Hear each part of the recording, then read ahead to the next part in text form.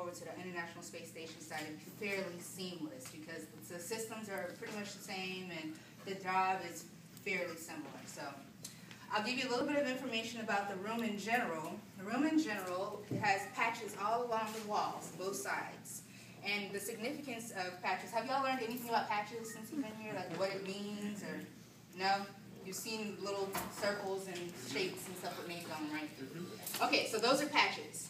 Patches are a pretty big deal because astronauts who are assigned to a particular flight team, they get together and they design their own mission patch. And what that means is that patch just describes the things that are important to them for that particular flight.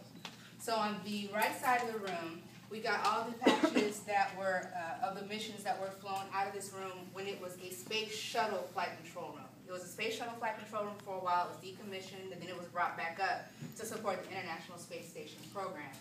The International Space Station program missions are along the left side of the room. So you'll see also shuttle pictures on those patches as well. That basically represents dual missions.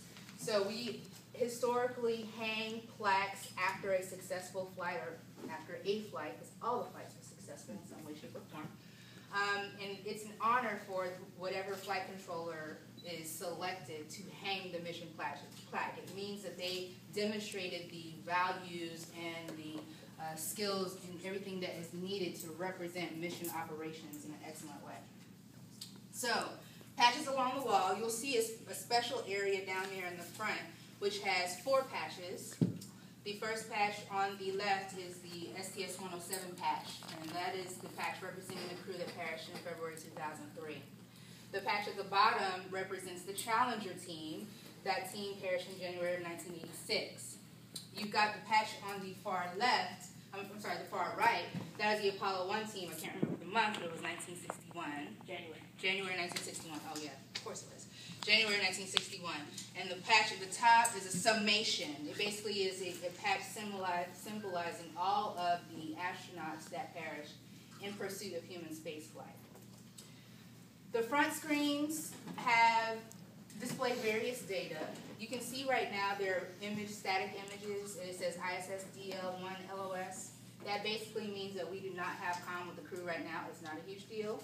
Don't sweat it, don't worry about it. You see a bunch of blue data around, perhaps. Or it could just mean that, actually the data is green, so it just means that we don't have video with them right now. The 2 left screens typically display video, any kind of video that's coming down from the ISS. The center screen is going to be your trajectory information. It tells you where the International Space Station is at any given point in time. Does anybody see it? Anybody know where it is? Yeah. Where is it? Up, west of South America. Very good. Thank you. Very good observing. So that basically is the ground track. And there's a sinusoidal sort of pattern. Y'all know what a sinusoid is, right? Yes. Okay. All right, there's a sinusoidal-looking pattern. That basically is just an illustration of the ground track, the path that the International Space Station takes. And so the yellow circles, a lot of people ask about the yellow circles up in the upper right, the upper right corner. Those are the ground stations that the Russians use. So an interesting philosophy is that here in the United States, we believe in having data all the time as much as we possibly can. We want to be able to see the crew, talk to the crew, do whatever we need to do at all times of the day with just minimal breaks in between. The Russians are not like that. The Russians are like, look, I'm going to talk to him when I talk to him, I'm going to see him when I see him, go get some coffee, feed my cat, and I'll come back and I'll talk to the ISS when they come back home. So that's what that is. The ground stations show the times when we can talk to the Russians, or the Russians can talk to the ISS modules using their VHF system. We use TDRS network. TDRS is the Tracking and Data Relay Satellite System. It's 22,000 miles away. We use 3 primarily, and it pretty much covers the entire span of the Earth. So we can almost talk to the crew any time of the day, anytime during the day, night, whatever. Or, well, except when they're asleep. Or we can send commands anytime. All the positions down here, all these positions represent various systems on board the vehicle. So, for example, ADCO is the Attitude, Determination, and Control Officer. You see a bat there. The bat there, theory has it is, if you give a particular attitude to the ADCO person, they use that as their attitude control device. That is not really what they use it for. It's just a symbol. So if somebody gets out of order, out of whack in this room, we've got a method to get them in check. The Spartan and Thor and PAO. So PAO, that's the public affairs officer. If you ever watch like NASA TV or anything like that, you have commentators and people talking about what's going on in space or what's going on here in MCC. That's the person who's talking. You've got a Thor person. Thor is responsible for the thermal operations. So it's interesting the way we have it laid out here because we're going through some transition in this flight control team. Thor is responsible for internal and external thermal control. So they make sure the equipment stays hot, cold, whatever it needs to stay at, as well as the inside of the vehicle, making sure the equipment on the inside stays hot, cold, whatever. So they're responsible for inside and outside thermal control.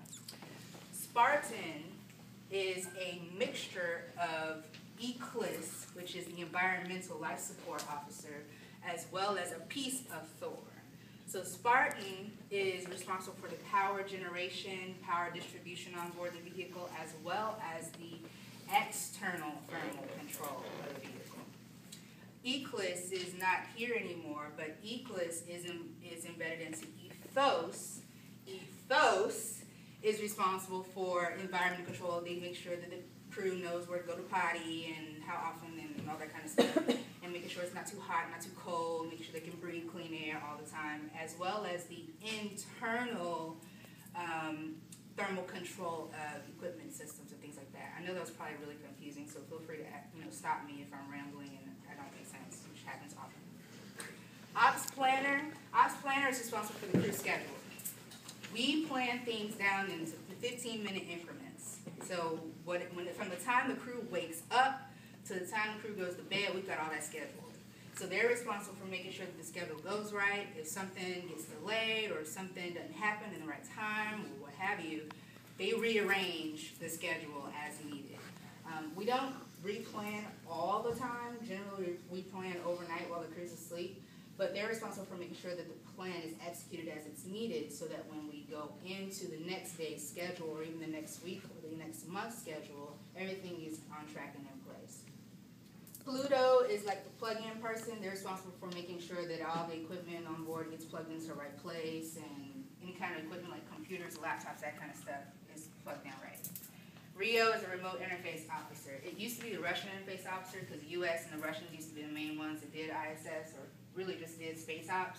But now that we have people who are Canadians, we have Japanese, we have Europeans, we now have a remote interface officer. So they kind of interface with all of our IPs, international partners.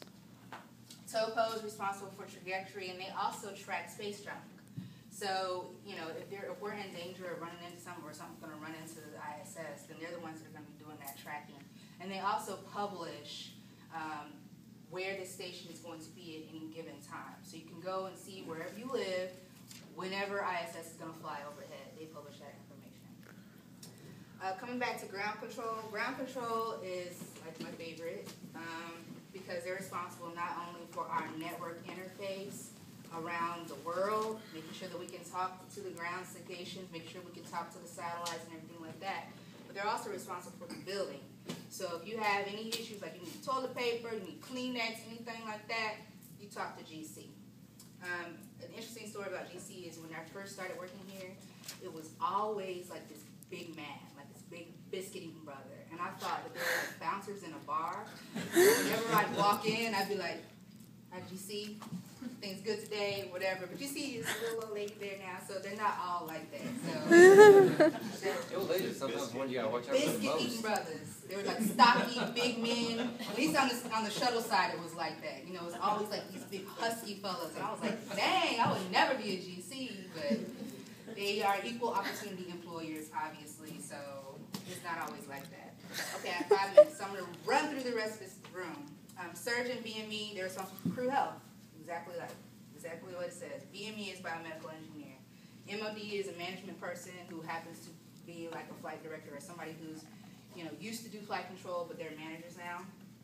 Flight director and CAPCOM. Flight director he runs the whole show. He or she runs the whole show. Anything going on with the building, all the way to the network, satellite, everything. They're responsible for the command system. Anything that goes wrong is on their head. So they run the whole show. Capcom, they're the person that's deputized to talk to the crew. And I say deputized, on the shuttle side, it used to always be an astronaut. No matter what, you always had an astronaut talking to astronauts. Well, here it's 24/7 ops, so you have people who are trained to become Capcom. So I could eventually be a Capcom someday if I decided to do that. On the other side of the room, you've got some other systems. You've got Kato, they're responsible for command and track, as well as the cameras. So that video feed that's coming down on all three of these screens, they're responsible for making sure that video is tight, make sure it's coming down, make sure the cameras are working, that kind of thing. Going on down, you've got the robos. They're responsible for all the robot arms. We got a lot of robots on ISS, so they're responsible for all the robotic operations. Also is the team mechanic. So if something is not working right, which like never happens in space, everything works right all the time. Occasional time when things are broken, OSO is responsible for making sure it gets fixed. You have to be able to fit a square peg into a round hole, which sometimes happens. OSO is responsible for it. Then you've also got, who am I missing? VVOs, visiting vehicle officers. So we're going to be launching a SpaceX vehicle very soon. Do y'all know about that? Mm-hmm. So they're going to be the ones kind of helping making sure that everything is working right with the visiting vehicle. Any vehicle that visits the ISS, Soyuz, used to be Shuttle, SpaceX Dragon, anything, they're the head honchos in charge of those operations. Did I miss anybody else? Who did I miss? Anybody? Who's on the very far end? Odin, yeah, they're not. No, I'm just kidding. Odin is responsible for onboard computers. So ISS is fly-by-wire, just like Shuttle was, and it's all run by computers. You don't have a little man or a little gerbil or anything that's actually running ISS. Computers do. So Odin's responsible for those MDMs, is what they're called, that operate the vehicle. So that's the low, quick, nerdy of all the things, all the positions that are in the flight control room. This is a very historical room. It's supported multiple missions and multiple eras of flight controllers, and it will continue to be in operation for ISS at least until 2020. Are there any questions? No, I must have been just really good. I was just good. Was I that good? Yeah. Okay, let's see. I think I got, 1 minute left? Yes. Are we done? Okay, so 1 minute left. The top numbers across the top, can anybody guess what those are? What they mean? Anything? Time in the world. Yes, that was quick. Okay. Are the ones on the right like when they'll pass over a certain spot, or? On the right, up there at the top, yeah. So the Russian ground site, you'll see is A441, whatever that is, the very top line. That's the next time that we'll cross over a Russian site. So the Russians, if they're out smoking or whatever, they need to come back in 30 minutes. Come back in 30 minutes. DPC is kind of like the payloads people at Marshall. We got people at Marshall that command the vehicle. And, you know, Marshall's at Huntsville, Alabama. Okay. So we got people in Huntsville that command pieces of the ISS. And so they have various communications that happen through our networks in order to make sure the payloads are working right. You've got their experiments and things that are going on. So the DPCs are a lot of those tag-ups that happen. When is SpaceX scheduled to fly? I think it's April 30th. May 7th. It's May 7th. Oh, they moved it to May Yeah, 7th? got pushed back. They're having some hardware issues. Okay. They will launch someday. What's the green line on the track? The green line, if I'm recalling correctly, is the TDRS line. So once you cross over to talk to another TDRS, that's like the line of communication. And then you'll have like a really, really faint yellow line. That's the sun determinator. So you can see it's kind of shaded in some places. You can tell where it's lighter or dark in the world. And the ISS is passing directly over where the sun's not directly over Earth. Yeah, so it's like daytime right here, right? And it's about to be season change. Y'all have more questions? No? Show? Last chance, you will never come back here again. Okay. Actually, I'm not telling a bad story. I'm not telling a bad story? No, I don't tell bad No, stories. it's actually a true statement. Oh. Yeah. Really? Yeah. Yeah, actually a true statement, what she's saying, so. Not coming back here, doing this type of a tour. Yeah. So. You may come back like a year. Why don't you submit a new proposal? No. Not this year. No, come on. Y'all can come back here when you work here. Yeah, when you work here, yeah.